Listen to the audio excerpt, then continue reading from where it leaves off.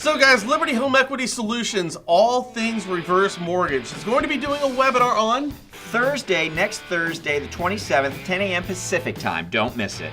All you have to do is click this banner right over there or on Facebook, straight up above.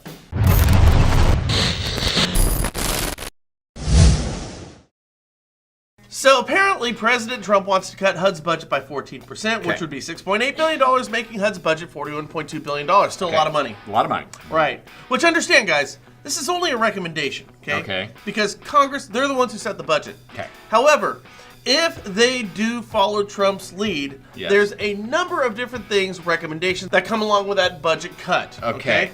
In addition to that, what we'll do is we're going to be doubling the 10 basis point guarantee fee tax to 20 basis points for Fannie Mae and Freddie Mac through 2023. Also, we'll eliminate the Housing Trust Fund and the Capital Magnet Fund. Okay. We'll terminate funding for the CDBG home programs and place the burden on state and local governments to cover the difference. Another cut. We'll eliminate the self-help ownership opportunity and choice neighborhoods programs. We'll also increase tenant rent contribution requirements from 30% to 35% of gross income Okay. for work-able households in rental assistance programs. Okay. And then we're going to impose an FHA lender fee of no more than $25 per loan to offset costs of upgrading FHA's information technology. Okay, so what I heard there is a lot of cuts Yes. to programs and a lot of increases in costs that are going to have to come from people. That's what it looks like. Now, everybody knows that government agencies, guys, are not known for being terribly efficient with their money. True. Agencies run knowing they need to spend their budget to get funding for the following years. Right. Now, this creates a rather unhealthy business model where bloat and inefficiency is actually rewarded. In short, no company outside of the government would ever succeed, let alone ever exist, under the same business model. Right. So, I don't know here, guys. I'm just talking out loud here. Maybe tightening up the belt a little bit here isn't necessarily a bad thing. The problem is even asking a government agency to tighten its budget comes with catcalls from political detractors who will inevitably portray such cuts as uncaring. It's true. Well, I did state that I support. Okay, you the do president's support budget. all of these cuts then. Okay, we got it.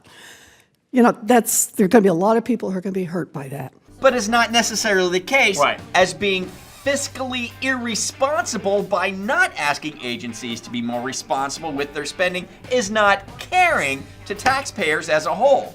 To put this in perspective, if every citizen were to pay their amount of the debt to clear it, every man, woman, and child would have to cough up a whopping $154,161. So with that said, don't we have to find some common ground on spending? I would think so, man. I mean, this is always the case. You know, See, somebody wants yeah. to make some cuts, and it's all, oh, you don't care, you don't care. So, well, come on. We're so irresponsible with our spending at a government level. It's ridiculous. Well, that's the whole thing here.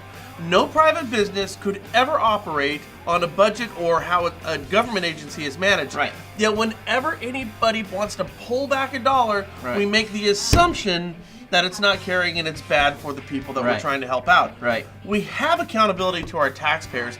Can't we tighten the budgets up just a little bit and maybe somewhere in the process be more efficient? Yeah, and he's also saying, hey, man, why take, let the state and local government and authorities take some of the burden of this off of the federal level. Right. You know what I mean? Which does make sense. I totally agree. And the last point on this, he said that we want the contributions to go from 30 to 35% for Right. low-income housing. Section 8. Yeah. Section 8. But 35% is still a qualifying ratio for anybody. That would be a great one for anybody buying a house True. at any income level. True. So, I don't know.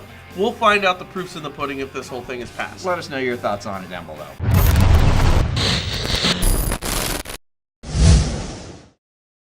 Right, now, hey guys, realtors, you need to mind your P's and your Q's, right? Dot your I's, you need to cross your T's. Don't take any shortcuts, don't take the short road, especially when the solutions are painfully obvious. Yep, that's because Stephen Apelian, I hope I said that right, and Joyce Ray of Caldwell Banker apparently sold a house to Dr. Ernest von Schwartz and forgot to disclose that the house was used in the show American Horror Story. Stop. Okay, if anybody should own a scary house, it should be a guy named Dr. Ernst von Schwartz. Absolutely.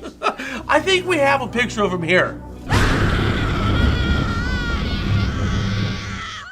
You see, it's not that the house is haunted. But it probably is. Okay, it's that fans of the show keep showing up. And on occasion, they've even tried to break in. In fact, their lawyer said a week before I visited them to work on their case, they had been awakened by the sound of glass breaking. Someone came in through the window in the kitchen. All right.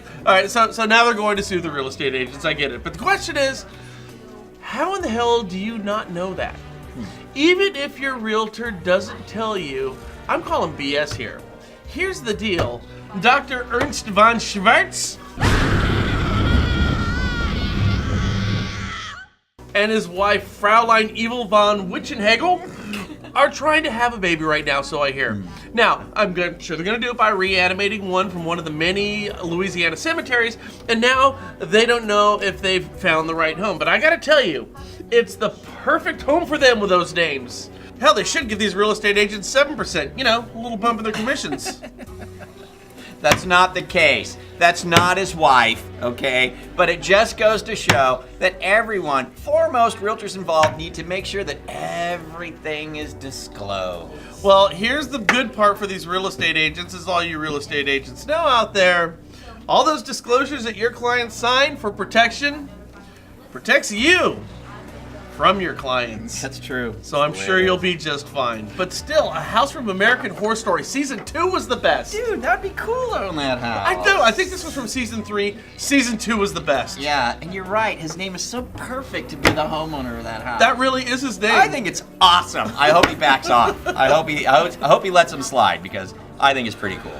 Being this for the first time, make sure you sign up for it. We'll send something to you every day, and I promise it won't be spam. And leave us your comments down below. We'll catch you later here at the National Real Estate Post. And forward and tag people, because it helps us out. It doesn't cost you. Do it. Bye. Bye. Let's go get a gold table, because that's where you make the money.